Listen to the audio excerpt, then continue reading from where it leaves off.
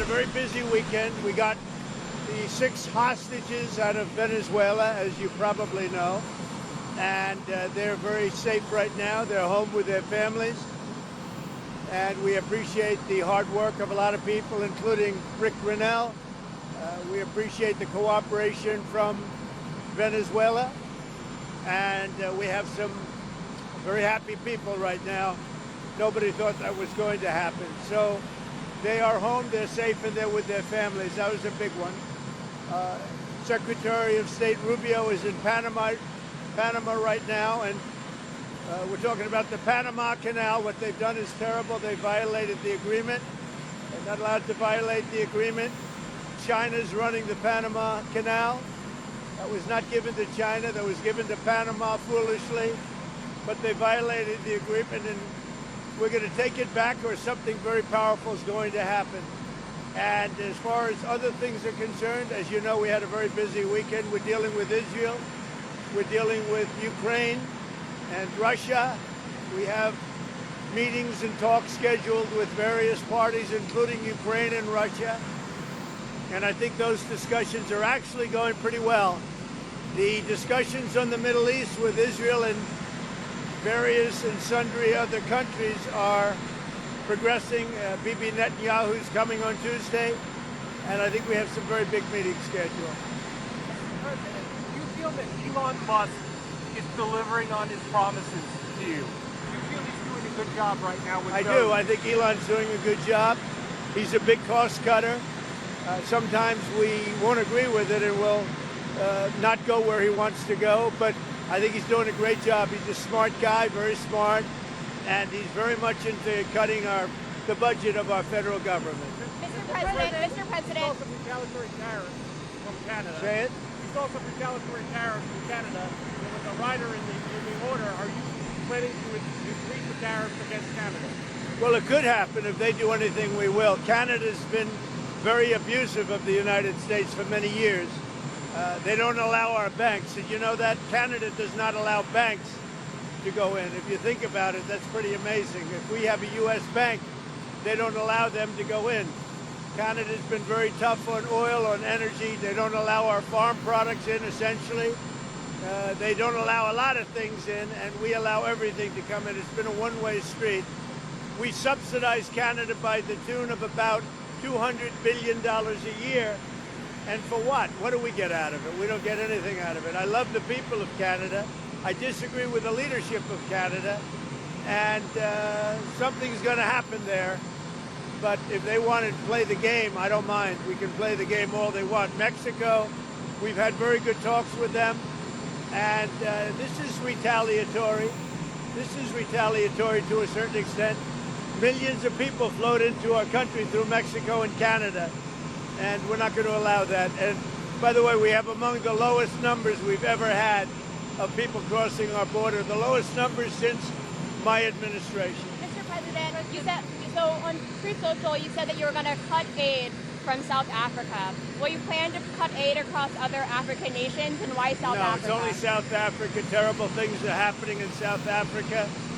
The leadership is doing some terrible things, horrible things. So that's under investigation right now. We'll make a determination. And until such time as we find out what South Africa is doing, they're taking away land, they're confiscating land, and actually they're doing things that are perhaps far worse than that. And on the Fed Chair Jerome Powell, he held rates. What's your reaction to him not changing the rates? What did you say?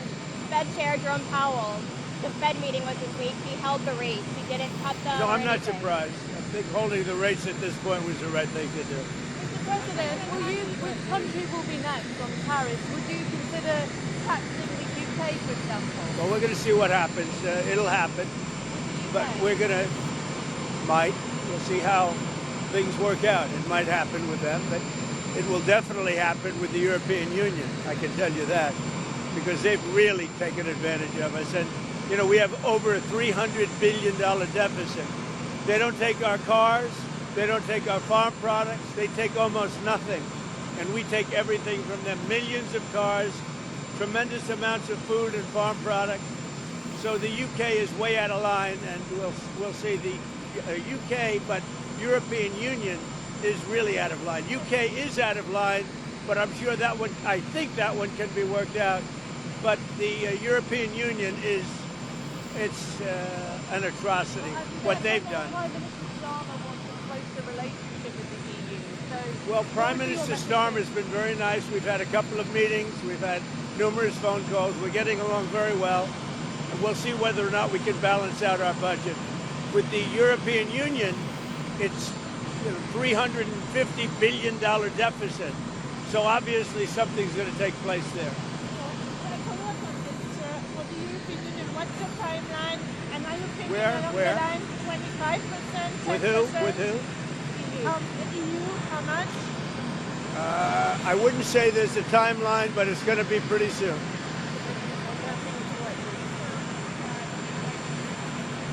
No, I'm not concerned. We may have short-term some little pain, and people understand that, but long-term, the United States has been ripped off by virtually every country in the world. We have deficits with almost every country, not every country, but almost.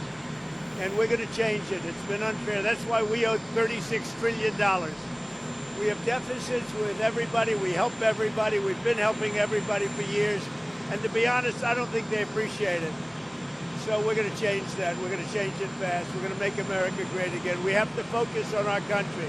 We have tremendous potential if properly used, and we have to focus on our country.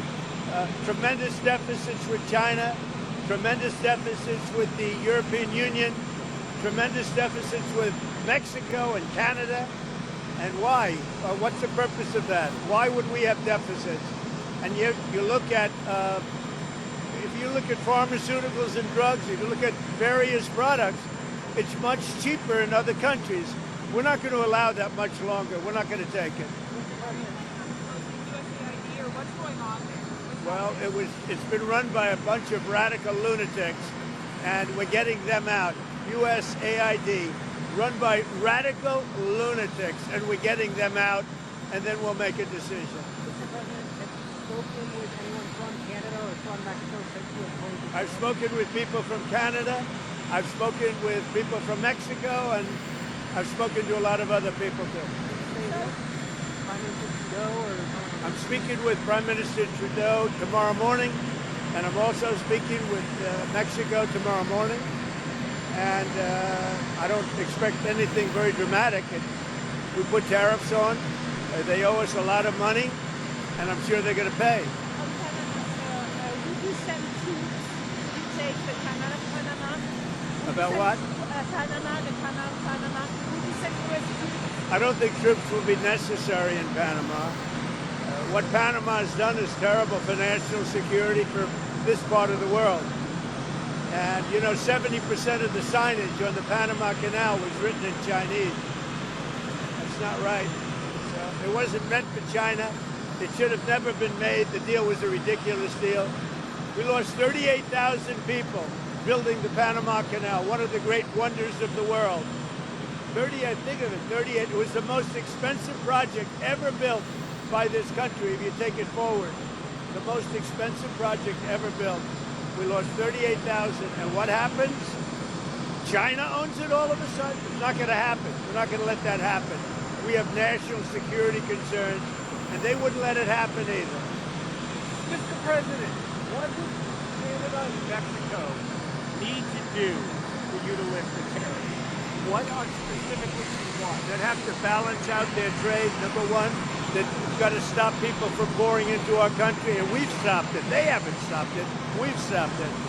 They have to stop people from pouring in, and we have to stop fentanyl, and that includes China.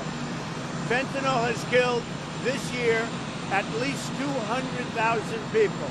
It's pouring in from China through Mexico and Canada, and they've got to stop it. And if they don't stop it, the tariffs are going to get worse, a lot worse. Mr. President, Going to the border.